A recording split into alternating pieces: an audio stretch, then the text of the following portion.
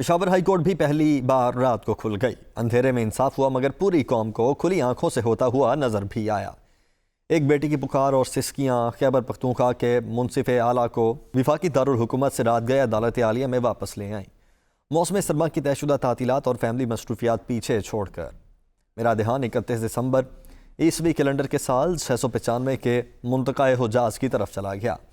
شہر کا نام طائف ہے، جہاں القاسم ابن محمد ابن الحاکم اور حبیبہ العظمیٰ کے گھر ایک لڑکا پیدا ہوا جس کا نام محمد بن قاسم السقفی رکھا گیا۔ یہ بنو امیہ کے خاندان میں پیدا ہوا۔ اس نوخیز عرب جنگجو کو اموی خلیفہ ولید بن عبد الملک نے سال 708 عیسوی میں سربراہ لشکر سندھ بنا کر پاکستان کی موجودہ وادی مہران کی طرف روانہ کیا۔ اس حوالے سے ہماری سرکاری تاریخ اور سندھ کی تاریخ لکھنے والوں کے مطابق 711 میں دیبل کے مقام پر جنگ ہوئی جسے جنگ اروڑ کہا جاتا ہے۔ کچھ لوگوں کا کہنا ہے کہ اس بندرگاہ پر بحری قزاق ایک کشتی کو لوٹ رہے تھے جس میں سوار مائیکو لاچی نامی لڑکی نے خلیفہ بغداد کو مدد کے لیے پکارا تھا۔ جنگ دیبل کے تاریخی واقعے کے تنازعاتی موضوعات کی طرف جانے کے بجائے صرف اتنا کہنا آج کے حوالے سے اہم ہے کہ بیٹی چاہے کسی کی بھی ہو، جب وہ بے کسی کی چیخ مارے یا جبر اور بربریت کی طاقت اس کے آنسوں نکال دے تو منصف شہر تڑپ اٹھتا ہے۔ محمد بن قاسم السقفی 18 جولائی 715 میں اس جہان فانی سے کوچ کر گیا مگر اس کی تاریخ 3 جنوری 2024 کو دریائے کابل کے کنارے واقع شہر پشاور میں دہرائی گئی، جہاں پاکستان کی ایک پختون بیٹی زرتاج گل وزیر کی آنکھوں سے سرکاری افسروں کے جبروت نے آنسوؤں کی چھڑی گرائی۔ اگرچہ پچھلے 2 مہینے میں پشاور ہائی کورٹ میں 2 مقدمات، ہری پور سیشن جج کی عدالت میں 1 مقدمے اور پشاور ہائی کورٹ کے ایبٹ آباد بینچ میں کیسز وکالت کر چکا ہوں، لیکن اسے اتفاق کہیے میں پشاور ہائی کورٹ کے چیف جسٹس جناب محمد ابراہیم خان کی عدالت میں ابھی تک پیش نہیں ہوا۔ پچھلے 3 دن میں پشاور ہائی کورٹ کے وکلاء نے بڑی بہادری سے جبر و استبداد کا سامنا کیا۔ ہائی کورٹ کے دروازے پر کالے کوٹ کی بے توقیری کی گئی۔ سرزمین بے آئین میں ایکسیس ٹو جسٹس کے بنیادی انسانی حق کے خلاف کھلی پولیس گردی ہوئی جسے کیمرے کی آنکھ نے محفوظ کر لیا۔ پشاور ہائی کورٹ کے رجسٹرار صاحب کے عدالتی اور سرکاری کام میں مداخلت ہی نہیں ہوئی بلکہ انہیں دھکے شاہی کا سامنا بھی کرنا پڑا۔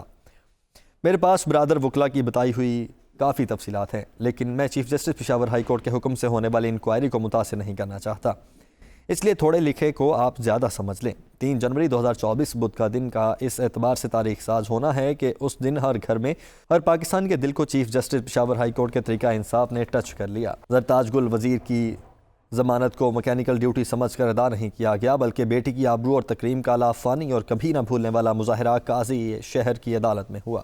بیٹی آپ مت روئیں، میں آ گیا ہوں، بیٹی کو کھانا کھلائیں، اگر میں انصاف نہیں کر سکتا تو استعفیٰ تو دے سکتا ہوں۔ ان الفاظ کو سننے کے لیے پاکستان کی بیٹیوں کے کان ترس رہے ہیں۔ وہ مظلوم بیٹیاں جو ہر طرح کے رسک لے کر رول آف لاء کے لیے کھڑی ہیں، ان کا تعلق چاہے بلوچستان سے ہو، ہر جگہ عدل پہ ایکان کا جھونکا پہنچا ہے۔ مظلوموں کی داد رسی کا ایسا جھونکا جس کے بارے میں پچھلی صدی کے قداور ادیب و شاعر عبدالکریم شورش کاشمیری نے یوں فریاد کی تھی: ترس گئے ہیں صدا ہائے خوشنما کے لیے، پکار وادی خاموش سے خدا کے لیے۔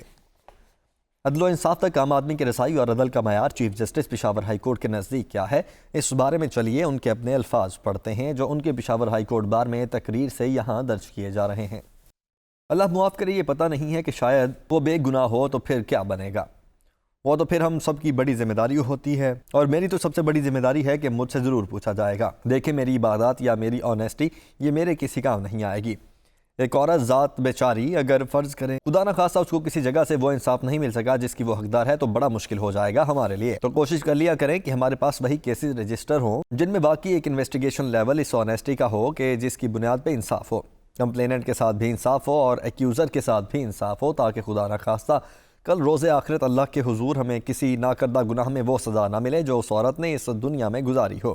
میں حاضر ہوں آپ کے سامنے، اس کو بھول جائیں کہ میں نے آپ کے ساتھ اچھا وقت گزارا ہے، اس کے بعد بھی ایک وقت گزارا ہے۔ میں ڈی آئی خان میں سیشن جج رہا ہوں، ہنگو میں سیشن جج رہا، احتساب عدالتوں کا جج رہا ہوں، ایڈمنسٹریٹو جج رہا ہوں، انسداد دہشت گردی عدالت کا جج رہا ہوں۔ الحمدللہ کوئی 23 سال میں نے ڈسٹرکٹ جوڈیشری میں گزارے ہیں، اور پھر اللہ مجھے ہائی کورٹ لے کے آیا تو احتساب سے ہم مبرا نہیں ہیں۔ آپ کا چیف جسٹس بالکل مبرا نہیں ہے، میں ہر جگہ یہی کہتا ہوں، کیونکہ اگر میرا احتساب ہوگا اور اگر میں ایک ماڈل کے طور پہ آپ کے سامنے آؤں گا تو ڈیفینیٹلی اس کا بڑا اثر ہوتا ہے اور بہت ضروری بھی ہے۔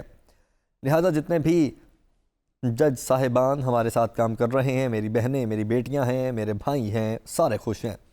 احتساب سے جہاں آپ کا چیف جسٹس مبرا نہیں ہے تو کوئی جج بھی مبرا نہیں ہونا چاہیے۔ آپ بے شک رازدارانہ طور پر اگر کوئی ایسی بات خدا نخواستہ، میں کسی پہ شک نہیں کرتا، کوئی ایسی بات ہے کہ جہاں پہ خدا نخواستہ کوئی ایسا جج ہے جو جج بننے کے قابل نہ ہو، وہ یہاں پہ نوکری نہیں کر سکے گا۔ آپ کے پاس جتنے بھی جج صاحبان کام کرتے ہیں الحمدللہ وہ ایماندار بھی ہیں، محنت بھی کرتے ہیں، سارا کچھ کرتے ہیں، لیکن پھر بھی دیکھیں ہر ایک کا احتساب بہت ضروری ہے، اور میں اپنے آپ کو اس کے لیے پیش کرتا ہوں۔